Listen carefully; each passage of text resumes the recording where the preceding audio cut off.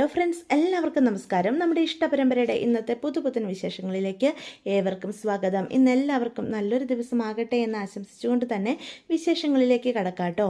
അങ്ങനെ രാവിലെ ബാലന് ബോധം തെളിയാണ് കേട്ടോ. പയ്യെ കണ്ണു തുറക്കുന്ന ബാലന് എഴുന്നേക്കാൻ പോലും പറ്റുന്നില്ല. ഇതെന്താ എൻ്റെ ദേഹത്തൊരു ഭാരം പോലെ, ഞാനിത് ഇന്നലെ എവിടെയാ കിടന്നേ എന്ന് തലയ്ക്ക് കൈയും പിടിച്ച് പതിയെ എഴുന്നേക്കാനായിട്ട് തുടങ്ങുക.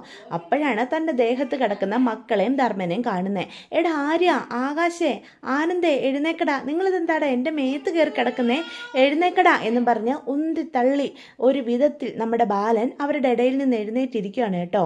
അപ്പം അച്ഛൻ തള്ളിയിട്ട ആ ഒരു വേദനയിൽ പതിയെ ഓരോരുത്തരായിട്ട് എഴുന്നേക്കുക. അപ്പോൾ കണ്ണൊക്കെ തുറന്ന് ചുറ്റും നോക്കുവാണ് ആകാശവും ആനന്ദവും ഒക്കെ. ഞാനിത് എവിടെയാ, അച്ഛൻ ഇന്നലെ ഞങ്ങളുടെ കൂടെയാണോ കിടന്നേ എന്ന് ചോദിക്കുകയാണ്. പെട്ടെന്നാണ് ബാലൻ്റെ കോലം കാണുന്നത്. എടാ നീ എന്താ ഇവിടെ, നിങ്ങൾക്ക് ഞാൻ വേറെ റൂം എടുത്ത് തന്നതല്ലേ, എന്നിട്ട് നിങ്ങൾ എന്നെ അവിടെ കിടക്കാതെ എൻ്റെ റൂമിൽ എൻ്റെ കൂടെ എൻ്റെ ബേത്ത് കയറി കിടന്നത്, നിനക്കൊന്നും കിടക്കാൻ വേറെ സ്ഥലമില്ലേടാ, മനുഷ്യന് രാവിലെ എഴുന്നേക്കാൻ പോലും പറ്റുന്നില്ല, മേത്ത് മുഴുവൻ വേദന എടുക്കുക എന്ന് ബാലൻ പറയാം. അപ്പോൾ ആകാശിനെ ബാലൻ്റെ കോലം കാണുമ്പം ചിരി സഹിക്കാൻ പറ്റുന്നില്ല. ഒരു വിധത്തിൽ ചിരി കടിച്ചു പിടിച്ച് നിൽക്കുകയാണ് കേട്ടോ. അപ്പോൾ ആര്യനും ആനന്ദും ധർമ്മനും ഒക്കെ എഴുന്നേൽക്കുകയാണ്. അപ്പോഴാണ് മുഖം നിറച്ചും കരിയും വാരി തേച്ചുള്ള ബാലൻ്റെ കോലം കാണുന്നത്. അവർക്ക് ഇന്നലത്തെ ഒരു കാര്യങ്ങളും ഓർമ്മയും ഇല്ല.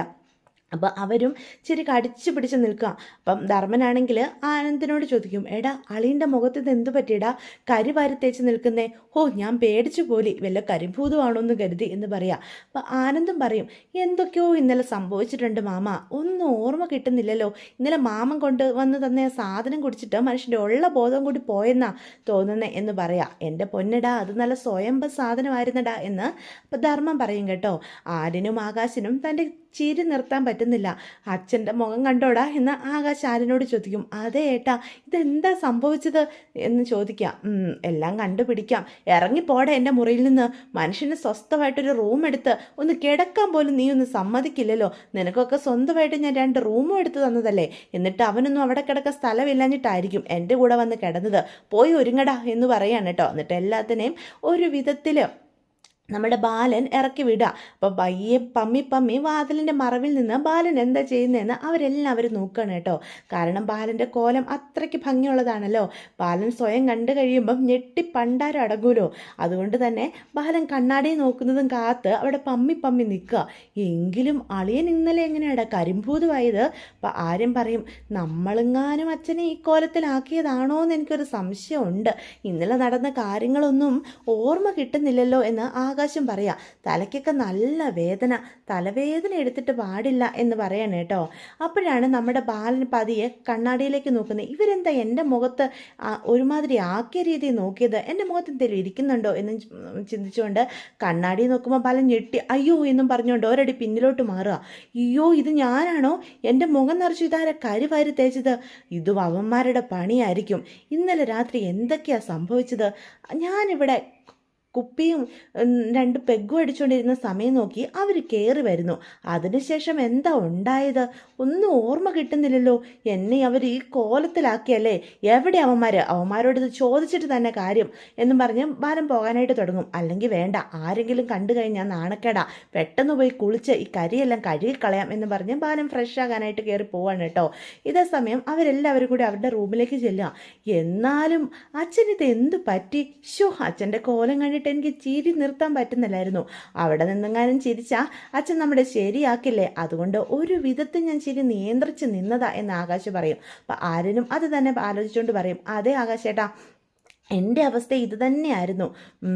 അല്ല ആകാശേട്ടൻ വല്ല വീഡിയോയും പിടിച്ചിട്ടുണ്ടോ എന്ന് നോക്കിക്കേ, നമ്മളുടെ സ്വഭാവത്തിന് ആരുടെയും ഫോണിൽ നമ്മൾ വീഡിയോ പിടിച്ചിടാൻ സാധ്യതയുണ്ട്, ഇന്നലെ എന്തൊക്കെ കാര്യങ്ങൾ ചെയ്തു എന്ന് വീഡിയോ വല്ലതും ഉണ്ടെങ്കിൽ നമുക്ക് മനസ്സിലാക്കാൻ പറ്റുമല്ലോ എന്ന് ആരും പറയും കേട്ടോ. അപ്പോൾ ആരെന്ന് പറയും, അത് നേരാ, എന്തായാലും എൻ്റെ ഫോണിൽ ഒരു വീഡിയോയും കിടപ്പില്ല, ഞാൻ ആദ്യം തന്നെ അതാ നോക്കിയത്, നിങ്ങൾ ഓരോരുത്തരുടെ ഫോണിൽ നോക്കിയേ. ആരും പറയും എൻ്റെ ഫോണിലും ഇല്ല. ധർമ്മം പറയും ഞാനും പിടിച്ചിട്ടില്ല. എടാ ആകാശേ, നീ വല്ല വീഡിയോ പിടിച്ചിട്ടുണ്ടോ എന്ന് നോക്കിക്കേ. നിൽക്ക് മാമ ഞാൻ നോക്കട്ടെ എന്നും പറഞ്ഞ് അവർ വീഡിയോ ഒക്കെ തപ്പിയെടുക്കാനായിട്ട് ശ്രമിക്കുവാണ് കേട്ടോ. ഇതേ സമയം ദേവമംഗലത്ത് നമ്മുടെ ദേവിയാണെങ്കിൽ രാവിലെ തന്നെ ഉദയഭാനുവിനെ പറഞ്ഞ് തിരിച്ചു വിടുകയാണ്. ഉദയഭാനു ആകെ നിരാശയോട് കൂടി തന്നെയാണ് കേട്ടോ മടങ്ങിപ്പോകുന്നത്. തൻ്റെ ഓരോ പ്ലാനുകളും നടപ്പാക്കാൻ സാധിച്ചില്ല. അതുമല്ല, ദേവി കൈയോടെ പൊക്കുകയും ചെയ്തു. ദേവി തന്നെ ഒരുപാട് തെറ്റിദ്ധരിക്കുകയും ചെയ്തു. തൻ്റെ മകളുടെ ഉള്ളിൽ തന്നോടുള്ള സ്നേഹമൊക്കെ ഇതോടുകൂടി അവസാനിച്ചിരിക്കും എന്നുള്ള കുറ്റബോധവും സങ്കടവും അതിൻ്റെ കൂടെ തൻ്റെ പ്ലാൻ നടപ്പാക്കാത്തതിലുള്ള വേദനയും ഒക്കെ ഉദയഭാനുവിനുണ്ട്. ബാലൻ്റെ കയ്യിൽ നിന്നും ആ സ്വർണം ഇനി എങ്ങനെ മേടിച്ചെടുക്കും എന്നുള്ള ടെൻഷനോട് കൂടിയാണ് ഉദയഭാനു പോകുന്നത് കേട്ടോ. പക്ഷെ ദേവി അകത്തകർന്നു. അച്ഛൻ ഒരു കാര്യവും പഠിച്ചില്ലല്ലോ, വീണ്ടും വീണ്ടും അതേ തെറ്റുകൾ ആവർത്തിക്കുകയാണല്ലോ എന്നോർത്ത് ആകെ കുറ്റബോധം തോന്നുവാണ് ദേവിക്ക്. രാവിലെ തന്നെ ദേവിക്ക് ചായയൊക്കെ ആയിട്ട് നമ്മുടെ ഗോമതി വരിക. അപ്പോൾ ഗോമതി ഉദയഭാനുവിൻ്റെ അടുത്തേക്ക് പോകാനായിട്ട് തുടങ്ങുക. മോളെ ദേവി, അച്ഛൻ ഇതുവരെ എഴുന്നേറ്റില്ലേ എന്ന് ചോദിക്കുക. അത് പിന്നെ അമ്മേ, എന്താ മോളെ, അച്ഛന് രാവിലെ എഴുന്നേറ്റ് ചായ കൊടുക്കണ്ടേ എന്ന് ചോദിക്കുകയാണ്. അത് അച്ഛൻ പോയമ്മേ എന്ന് അപ്പോൾ ദേവി പറയും. പോവുകയോ? അത് അച്ഛൻ എന്തോ അത്യാവശ്യമായിട്ട് വന്നു, ഞാൻ പറഞ്ഞതാ ബ്രേക്ക്ഫാസ്റ്റൊക്കെ കഴിച്ച് നിങ്ങളോടൊക്കെ യാത്ര ചോദിച്ചിട്ട് പോയാൽ മതിയെന്ന്. പക്ഷേ അച്ഛൻ അതിരാവിലെ തന്നെ പോയി എന്ന് പറയാണ്. എന്തോ ബിസിനസ്സുകാരനൊക്കെ അല്ലേ, എന്തോ അത്യാവശ്യ കാര്യം വന്നിട്ട്. എങ്കിലും ഉദയഭാൻ സാർ ഉണ്ടല്ലോ എന്ന് കരുതി ഞാൻ ബ്രേക്ക്ഫാസ്റ്റൊക്കെ ഉണ്ടാക്കാനായിട്ട് സാറിൻ്റെ ഇഷ്ടം എന്താണെന്ന് മോളോട് ചോദിക്കാനായിട്ട് വന്നതാ. ഇത് വല്ലാത്തൊരു ചതിയായി പോയല്ലോ എന്ന് പറയാം. സാരമില്ല, സാറിനെ പോലെ വലിയൊരു ബിസിനസ്സുകാരന് എപ്പോഴാ തിരക്കുകൾ വരികയെന്ന് പറയാൻ പറ്റില്ലല്ലോ. നമ്മളെപ്പോലെയൊന്നും അല്ലല്ലോ സാറിൻ്റെ ജീവിതം എന്ന് ഗോമതി തന്നെ സ്വയം ചിന്തിക്കുകയാണ് കേട്ടോ. അപ്പം നമ്മുടെ ദേവി മനസ്സ് ചിന്തിക്കുക, എന്ത് പാവമായി അമ്മ. അച്ഛൻ ഇന്നലെ മീനുവിനെ മിത്രനെ അമ്മയൊക്കെ എത്രമാത്രം കഷ്ടപ്പെടുത്തി. അവരുടെ എല്ലാ പ്ലാനുകളും അച്ഛൻ ഒറ്റ ഒരാൾ കാരണം ഫ്ലോപ്പായി പോയി. അതൊക്കെ മനസ്സിലാക്കിയിട്ടും അമ്മ എത്ര സ്നേഹത്തോടെയാണ് അച്ഛനെ പറ്റി സംസാരിക്കുന്നത്. എന്നോടും അതെ, അമ്മയ്ക്ക് ഇന്ന് വരെ മുഖം കറുപ്പിച്ച് ഒന്ന് സംസാരിച്ചിട്ട് പോലുമില്ല. എൻ്റെയും അച്ഛൻ്റെയും എല്ലാ കാര്യങ്ങളും അമ്മ മനസ്സിലാക്കി കഴിയുമ്പം ഈ അമ്മ എങ്ങനെയായിരിക്കും എന്നോട് പ്രതികരിക്കുക? എന്നോട് ഈ കാണിക്കുന്ന സ്നേഹമൊക്കെ അതോടുകൂടി അവസാനിക്കില്ലേ? അവരുടെ മകൻ്റെ ജീവിതത്തിൽ ഒരു ചതിയിലൂടെ കടന്നു വന്ന് തരങ്ങൾ കൊണ്ട് അവരെയൊക്കെ വിശ്വസിപ്പിച്ച എന്നെ ഇവർക്ക് പിന്നീട് സ്നേഹിക്കാനായിട്ട് സാധിക്കുമോ? എൻ്റെ അച്ഛൻ ചെയ്തു കൂട്ടിയ നെറുകേടിൻ്റെ ഒക്കെ ഫലം ഞാനും കൂടി അനുഭവിക്കേണ്ടി വരില്ലേ എന്നൊക്കെ ദേവി ഇങ്ങനെ ചിന്തിക്കാം. അപ്പം ദേവിയുടെ ഈ ലോകത്തൊന്നും വല്ലാത്ത ഇരിപ്പ് കാണുമ്പം നമ്മുടെ ഗോമതി ചോദിക്കും, എന്ത് പറ്റി മോളെ, മോൾ എന്താ ഈ ചിന്തിക്കുന്നത്? അത് ഞാൻ ആനന്ദേട്ടനെ പറ്റി ചിന്തിക്കുമായിരുന്നു അമ്മേ എന്ന് ചോദിക്കുക. അവർ പോയിട്ട് ഫോണൊന്നും വിളിച്ചില്ലല്ലോ എന്ന് ചോദിക്കുകയാണ്. അത് നേരാ, ടൂറിന് പോയപ്പം എല്ലാവരും സന്തോഷത്തോടു കൂടി പോയതാ. ബാലേട്ടൻ പോലും ഇടയ്ക്ക് പോലും ഒന്ന് ഫോൺ വിളിച്ചില്ല. സാരമില്ല മോളെ, അവരെല്ലാവരും സ്ഥലങ്ങളൊക്കെ കണ്ട് സന്തോഷത്തോടെ തിരിച്ചു വരട്ടെ. ആനന്ദിൻ്റെ വിഷമമൊക്കെ മാറട്ടെ. ആനന്ദിൻ്റെ മനസ്സൊന്ന് ശാന്തമായി തന്നെ എനിക്ക് സമാധാനമാണ്. മോളോടും അവൻ ദേഷ്യപ്പെടുന്നതൊക്കെ ഞാൻ ശ്രദ്ധിക്കാറുണ്ട്. അവൻ്റെ മനസ്സ് വല്ലാത്തൊരവസ്ഥയിലൂടെ കടന്നു പോകുന്നത്. അതൊക്കെ ഒന്ന് മാറി വരുമ്പം തന്നെ നിങ്ങൾക്ക് തമ്മിലുള്ള എല്ലാ സ്നേഹവും തിരിച്ചു വരും. മോളുടെ ഭാഗത്തെ ന്യായം മനസ്സിലാക്കാനും അവന് പറ്റും. എൻ്റെ മോള് ഒന്നുകൊണ്ട് ഓർത്ത് സങ്കടപ്പെടണ്ട, നമുക്ക് ബാലേട്ടനെ വിളിക്കാം എന്ന് പറയണം. വേണ്ടമ്മേ, അവരവിടെ അടിച്ചു പൊളിക്കാൻ പോയിരിക്കുന്നതല്ലേ, ഇടയ്ക്ക് നമ്മൾ ആരും വിളിച്ച് വെറുതെ ബുദ്ധിമുട്ടിപ്പിക്കേണ്ട എന്ന് അപ്പം ദേവി പറയൂട്ടോ. മീനും മിത്രയും ഒക്കെ വരികയാണ് അങ്ങോട്ട്. നമ്മുടെ മീനുവാണ് ഓഫീസിൽ പോകാനായിട്ട് റെഡി ആയിട്ടാണ് വരുന്നത്. ഇന്ന് മോക്ക് ഓഫീസിൽ പോകണോ എന്ന് ഗോമതി അപ്പോൾ ചോദിക്കുക. പിന്നല്ലാതെ, ഞാൻ ഇന്നലെ ലീവാക്കി, ഇന്നും കൂടി ലീവ് എടുക്കാത്താലേ ശരിയാകില്ല. ഇന്ന് അത്യാവശ്യമായിട്ട് ഓഫീസിൽ പോകേണ്ട ദിവസമാണ്, എനിക്കിന്ന് പോയേ പറ്റൂ എന്ന് പറയാം. എങ്കിൽ നീ ഇരിക്കുക, നിനക്കുള്ള ബ്രേക്ക്ഫാസ്റ്റ് എടുത്തുകൊണ്ട് ഞാൻ ഇപ്പോൾ വരാം എന്ന് പറഞ്ഞ് ഗോമതി അടുക്കളയിലേക്ക് പോവുകയാണ് കേട്ടോ. അപ്പം പെട്ടെന്ന് മിത്ര ചോദിക്കും, അല്ല ഉദയഭാനു അങ്ങൾ എഴുന്നേറ്റില്ലേ എടുത്തി എന്ന് ചോദിക്കുക. അത് അച്ഛൻ രാവിലെ തന്നെ പോയോ എന്ന് അപ്പം മീന് ചോദിക്കും. അതെ, അച്ഛൻ എന്തോ അത്യാവശ്യ കാര്യം ഉണ്ടായിട്ട് രാവിലെ തന്നെ പോയി. ഞാൻ പറഞ്ഞതാ നിങ്ങളോടൊക്കെ യാത്ര ചോദിച്ചിട്ട് പോയാൽ മതിയെന്ന്, പക്ഷേ അച്ഛന് എന്തോ തിരക്ക് എന്ന് പറയണം. അപ്പം മിത്ര പറയും, ഉദയഭാനു അങ്കിള് വലിയൊരു ബിസിനസ്സുകാരനല്ലേ, അപ്പം അതിൻ്റെതായ തിരക്കുകളൊക്കെ ഉണ്ടായിരിക്കും, അതാവും പെട്ടെന്ന് പോയത് എന്ന് പറയട്ടോ.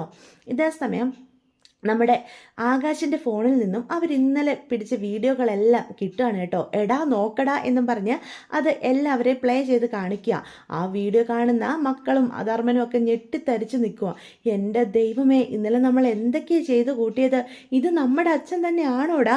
അച്ഛൻ പറയുന്ന കേട്ടെ, നമ്മുടെ അമ്മയെ ഡിവോഴ്സ് ചെയ്ത് വേറെ കല്യാണം കഴിക്കാൻ പോവുകയാണെന്ന്. അച്ഛനാൾ കൊള്ളാലോ എന്ന് ചോദിക്കുക. മാമ, ഇതിൻ്റെ ബ്രോക്കർ പണി ചെയ്തിരിക്കുന്നത് മാമനാ. അമ്മയെങ്ങാനും ഈ കാര്യം അറിഞ്ഞ പിന്നെ അമ്മയെ മാമനെ ഒരിക്കലും ദേവമംഗലത്തിൻ്റെ പടി കയറ്റില്ല എന്ന് ആകാശ് പറയും കേട്ടോ. അത് കേൾക്കുമ്പോഴത്തേക്കും ധർമ്മം പറയും, എടാ ഞാനോ ഞാനങ്ങനെയൊന്നും പറയത്തില്ല, എൻ്റെ ചേച്ചിക്ക് ദോഷം വരുന്നതൊന്നും ഈ ധർമ്മം ചെയ്യത്തില്ല എന്ന് പറയാം. ദേ മാമൻ്റെ ഓരോ വാക്കുകളും ഇതിൽ വ്യക്തമായിട്ടുണ്ട്. അച്ഛനോട് മാമനാ പറയുന്നത് ഗോമതി ചേച്ചി അളിയൻ്റെ സൗന്ദര്യത്തിന് ഒട്ടും ചേരുന്നില്ലെന്നൊക്കെ. ഞാനോ മഹാഭാവി, അവസാനം കുറ്റം മുഴുവനും എൻ്റെ തലയിലായോടാ എന്ന് ചോദിക്കാം. ദേ ഇതിലുള്ള കാര്യമോ പറഞ്ഞേ എന്നും പറഞ്ഞ് ആകാശം എല്ലാം കാണിച്ചു കൊടുക്കുക. എൻ്റെ ഈശ്വര, ഞാനിത് എന്തൊക്കെയാ അറിയുന്നേ, എങ്ങാനും ചേച്ചി അറിഞ്ഞാൽ ചേച്ചി എന്നെ കൊന്ന് കുഴിച്ചു മൂടും, ചേച്ചിയുടെ ബാലേട്ടനെ ഞാൻ പിരിക്കാൻ നോക്കിയെന്നും പറഞ്ഞ് എൻ്റെ ഈശ്വര എന്നും പറഞ്ഞ് നെഞ്ചത്ത് കൈയും പിടിച്ചിരിക്കുകയാണ് കേട്ടോ നമ്മുടെ ധർമ്മൻ. ഇതെങ്ങാനും അളിയൻ അറിഞ്ഞാലത്തെ അവസ്ഥ. അപ്പം ആനന്ദും ആര്യനും കൂടി പറയും, അച്ഛനും മോശമൊന്നും അല്ല, നമ്മുടെ കൂടെ കൂടി അച്ഛനും അമ്മയും ഡിവോഴ്സ് ചെയ്ത് വേറെ കല്യാണം കഴിക്കാനൊക്കെ തീരുമാനിച്ചിട്ടുണ്ട്, അച്ഛനും കൂടി ഇത് കാണേണ്ടതായിരുന്നു എന്ന് പറയണം കേട്ടോ. പെട്ടെന്നാണ് നമ്മുടെ ബാലൻ ദേഷ്യപ്പെട്ടുകൊണ്ട് റൂമിലേക്ക് കയറി വരുന്നത്. അപ്പം അച്ഛനെ കാണുമ്പം ഫോൺ പയ്യെ മാറ്റി വെക്കുവാണേ. അപ്പോൾ അച്ഛനെ കാണുമ്പോൾ ഈ ഫോണും കൂടി കണ്ടതുകൊണ്ട് എല്ലാവർക്കും ചിരി വരിക. ഇന്നലത്തെ ബാലൻ്റെ സംസാരവും രീതികളും ഒക്കെ. എടാ നീയൊക്കെ ഇന്നലെ എന്നാടാ ചെയ്ത് കൂട്ടിയത്, എൻ്റെ മുഖം മുഴുവൻ കരി വാരി തേച്ച് എന്നെയൊക്കെ നീ കരിങ്കൊരങ്ങാക്കിയല്ലേ, നിനക്കൊക്കെ എത്ര ധൈര്യം ഇരുന്നിട്ടാടാ ഈ ഗോമതി സ്റ്റോർ ബാലനെ ഒരു കോമാളിയാക്കിയത് എന്ന് ബാലൻ ചോദിക്കുക. അത് പിന്നെ അച്ഛ എന്നും പറഞ്ഞ് ആനന്ദ് എന്ത് പറയണമെന്നറിയാതെ നിൽക്കുക. ഞങ്ങൾക്കൊന്നും ഓർമ്മയില്ലായിരുന്നു അച്ഛാ.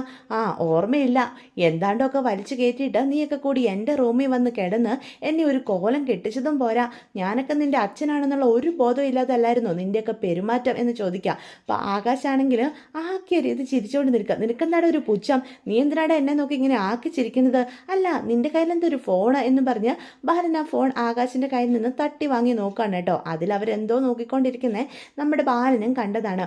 അപ്പോൾ ബാലൻ അത് പ്ലേ ചെയ്യാതിരിക്കാൻ വേണ്ടിയിട്ട് ആരും പോയി പിടിക്കാനായിട്ട് ശ്രമിക്കും. അയ്യോ അച്ഛാ അതിലൊന്നുമില്ല എന്ന് പറയാം. വേണ്ടടാ, അതിൽ നീയൊക്കെ എന്തോ ഒളിപ്പിക്കുന്നുണ്ട്, എന്താണെന്ന് എനിക്കറിയണം, ഞാനുമായിട്ട് ബന്ധപ്പെട്ടതാണെന്ന് എനിക്ക് മനസ്സിലായി, അല്ലെങ്കിൽ ഇവൻ എന്നെ നോക്കി ഇതുപോലെ ചിരിക്കില്ല എന്നും പറഞ്ഞ് ബാലനത് പ്ലേ ചെയ്യുക. അപ്പോൾ ബാലൻ്റെ ഓരോരോ സംസാരവും ഗോമതിയെ ഉപേക്ഷിക്കാനുള്ള തീരുമാനമൊക്കെ കേട്ട് ബാലൻ ഞെട്ടി വിറച്ച് നിൽക്കുകയാണ്. അളിയൻ എന്തൊക്കെയാ ചെയ്തു കൂട്ടിയതെന്ന് ഇപ്പം കണ്ടല്ലോ, ഇതെങ്ങാനും ഗോമതി ചേച്ചി അറിഞ്ഞാലത്തെ അവസ്ഥ. എന്നാലും എൻ്റെ അളിയ, ഞാനൊരു വാക്ക് പറഞ്ഞെന്നും കരുതി എൻ്റെ ചേച്ചിയെ ഉപേക്ഷിച്ച് അളിയൻ്റെ സൗന്ദര്യത്തിന് ചേരുന്ന വേറെ സുന്ദരി പെണ്ണിനെ കെട്ടാൻ എൻ്റെ അളിയൻ തീരുമാനിച്ച് കളഞ്ഞല്ലോ. എൻ്റെ ചേച്ചി എപ്പോഴും ബാലേട്ടാന്നും പറഞ്ഞ് ശല്യം ചെയ്യുമെങ്കിലും ബാലേട്ടനില്ലാതൊരു ജീവിതത്തെപ്പറ്റി ഗോമതി ചേച്ചിക്ക് ചിന്തിക്കാൻ പോലും പറ്റില്ല. അളിയന് വേണ്ടി ഞങ്ങൾ കുടുംബക്കാരെ മുഴുവനും ഉപേക്ഷിച്ചിറങ്ങിയവളാണ് എൻ്റെ ചേച്ചി. ആ ചേച്ചിയെ ഞാൻ എന്തെങ്കിലും പറഞ്ഞെന്ന് കരുതി ഡിവോഴ്സ് ചെയ്യാൻ അളിയൻ ഒരിക്കലും തീരുമാനിക്കാൻ പാടില്ലായിരുന്നു എന്ന് പറയാം. നീ ഒന്നും മിണ്ടരുതടാ, നീയൊക്കെ കൂടി എന്നെ ഒരു കോമാളി വേഷം കെട്ടിച്ചിട്ട് അച്ഛനെ നീ ഒന്നും പറയണ്ട, ഇതെങ്ങാനും അമ്മ അറിഞ്ഞാലത്തെ അവസ്ഥ. അതിന് ഞാൻ മാത്രമല്ലല്ലോ, നീയും നിങ്ങളുടെ അമ്മയെ ഉപേക്ഷിക്കാൻ എന്നോട് പറഞ്ഞില്ലേ എന്ന് ആകാശിനോട് ചോദിക്കുകയാണ്. ഞങ്ങളങ്ങനെ പറഞ്ഞെന്നും കരുതി അതുപോലെയാണോ അച്ഛൻ, ഞങ്ങൾ കുട്ടികളെ തിരുത്തി തരേണ്ട ഉത്തരവാദിത്തം അച്ഛനില്ലേ എന്നൊക്കെ ചോദിക്കുകയാണ് കേട്ടോ. അങ്ങനെ ഇപ്പോൾ പെട്ടെന്ന് ബാലൻ പറയും, കഴിഞ്ഞത് കഴിഞ്ഞു, ഇനിയിപ്പോൾ ഇതാരും ഗോമതി അറിയിക്കാനൊന്നും നിൽക്കണ്ട, വേഗം കുളിക്കുക, എന്നിട്ട് ഇറങ്ങി വാ, നമുക്ക് വല്ലതും കഴിച്ചിട്ട് അടുത്ത സ്ഥലങ്ങൾ കാണാൻ പോകാനുള്ളതാ. വിവേകാനന്ദ പാറയൊക്കെ ഇന്ന് കാണാൻ പോകണം, രാവിലെ തന്നെ പോകണം, ഇല്ലേ വെയിലാകും എന്നൊക്കെ പറഞ്ഞ് ബാലൻ അവിടുന്ന് മക്കളോട് പറഞ്ഞിട്ടൊക്കെ ഇറങ്ങി പോവാണേ. അപ്പം അച്ഛൻ്റെ പോക്കൊക്കെ കാണുമ്പം എല്ലാവർക്കും ചിരി വരിക. ഗോമതി സ്റ്റോർ ബാലൻ്റെ ഒരു പോക്ക് കണ്ടോ എന്ന് ആകാശ് ചോദിക്കുക. ഒന്ന് പോടാ പാവോ അച്ഛൻ എന്ന് ആനന്ദ് പറയും. നമ്മുടെ അച്ഛൻ ഇത്രയ്ക്കും ചില്ലായിരിക്കുമെന്ന് ഞാൻ ഒരിക്കലും കരുതിയില്ല എന്ന് ആര്യനും പറയാണ് കേട്ടോ. അപ്പം മക്കളുടെ സംസാരമൊക്കെ നമ്മുടെ ബാലൻ ശ്രദ്ധിക്കുകയാണ്. അപ്പോൾ ആനന്ദിൻ്റെ മുഖത്തുള്ള ചിരി കാണുമ്പോൾ തന്നെ ബാലൻ്റെ മനസ്സ് ശാന്തമാകുക. താൻ എന്തൊക്കെയാണ് ഉദ്ദേശിച്ചത് അതൊക്കെ നടന്നിട്ടുണ്ട്, തൻ്റെ മകൻ്റെ മനസ്സിലെ എല്ലാ കടലിരുമ്പുകളും മാറിക്കിട്ടിയിട്ടുണ്ട് എന്ന് ബാലന് ബോധ്യപ്പെടുകയാണ്. അങ്ങനെ അവരൊരുമിച്ച് വീണ്ടും യാത്ര തിരിക്കുക. ഓരോരോ സ്ഥലങ്ങൾ കാണുകയും അച്ഛനോടൊപ്പം ഫോട്ടോ എടുത്തും സെൽഫി എടുത്തും അവർ ഈ യാത്ര ആഘോഷത്തിറപ്പിൽ ആറാടുവാണ് കേട്ടോ. ഇതേസമയം ബ്രേക്ക്ഫാസ്റ്റൊക്കെ കഴിച്ച് നമ്മുടെ മീനു ഓഫീസിലേക്ക് പോകാനായിട്ട് പക്ഷേ നമ്മുടെ മീനുവിനെയും കാത്ത് ഓഫീസിൽ ചില പരീക്ഷണങ്ങളൊക്കെ ഇരിപ്പുണ്ട്. മീനു അതിനെല്ലാം അതിജീവിച്ച് എങ്ങനെ മടങ്ങി വരും എന്നൊക്കെ വരും എപ്പിസോഡുകളിൽ നമുക്ക് കാണാനായിട്ട് സാധിക്കുക. അപ്പോൾ ഇതൊക്കെയാണ് ഇന്നത്തെ എപ്പിസോഡിൻ്റെ വിശേഷങ്ങൾ. വീഡിയോ ഇഷ്ടപ്പെട്ടുവെങ്കിൽ ചാനൽ സബ്സ്ക്രൈബ് ചെയ്യാൻ മറക്കരുത്, ലൈക്ക് ചെയ്യാനും മറക്കരുത്. നിങ്ങളുടെ വിലയേറിയ അഭിപ്രായങ്ങൾ കമൻസ് വഴി എന്നെ അറിയിക്കാനും